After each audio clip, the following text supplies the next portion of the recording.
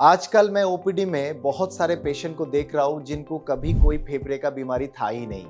वो मुझे आके बोल रहे हैं डॉक्टर साहब पता नहीं चल रहा है क्यों खांसी हो रहा है, क्यों सांस फूल रहा है, छाती में कुछ प्रेशर जैसे महसूस हो रहा है। तो क्लिनिकली मैं जब देख रहा हूँ उनके छाती में जो सीओपीडी चेंजेस है, जो एस्मा का चेंजेस है वो दिख रहा है। इसका क्या मतलब है? इसका मतलब ये जो लास्ट डिकेड में दिल्ली के पॉल्यूशन किस लेवल पे बढ़ रहा है वो हमें समझ में आ रहा है।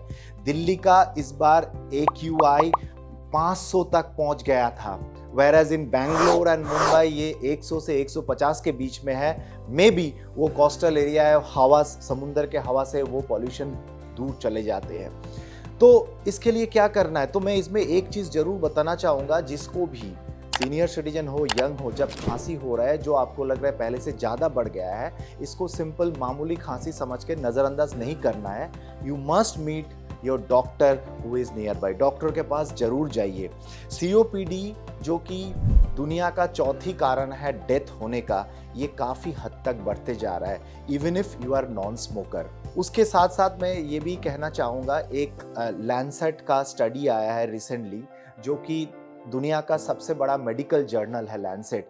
वो कहता है around 11.5% annual death rate Delhi का बढ़ गया है ये पॉल्यूशन के कारण इन लास्ट डिकेड। ये बहुत बड़ा कंसर्न है। तो पॉल्यूशन के लिए अपने आप को बचाना आपकी जिम्मेदारी है। आप खुद जागरूक हो जाइए, दूसरे लोगों को भी जागरूक करिए। बाहर मास्क पहन के ही जाइए। मास्क सिर्फ पॉल्यूटेंट छोटा छोटा पार्टिकल नहीं, बड़ा पार्टिकल को भी रोकता है, धूल मिट्टी से भी आपको बचाता है, जिसको हम एलर्जन कहते हैं। कुछ लोग मुझे पूछते हैं कुछ खान पान में क्या हमें इसके बारे में सुधार करना चाहिए। तो एक पॉइंट मैं सबको बोलता हूँ, इसमें पॉल्यूशन से रोकने के लिए जैसे बाकी बीमारी का है, कोविड के टाइम में भी हम लोग चर्चा किए थे, आपको अपना इम्यून सिस्टम सही रखना है। तो इम्यून सिस्टम सही रखने के लिए you have to be adequately hydrated. कम से कम 2 लीटर पानी पीजिए, थोड़ा गुनगुना पानी तो बहुत अच्छी बात है।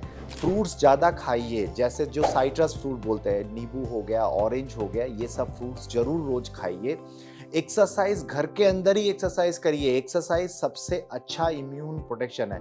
घर के अंदर चलिए, घर के अंदर स्ट्रेचिंग करिए, घर के अंदर ही योगा करिए, रेजिस्टिव एक्सरसाइज करिए, ये भी आपका इम्यून सिस्टम को बढ़ाएगा। आप घर में ही स्टीम लीजिए, ठंडे का भी मौसम आ रहा है, तो ये कभी नहीं करना है कि घर के अंदर हम आग जला के रखें ताकि घर को गर्म करना है।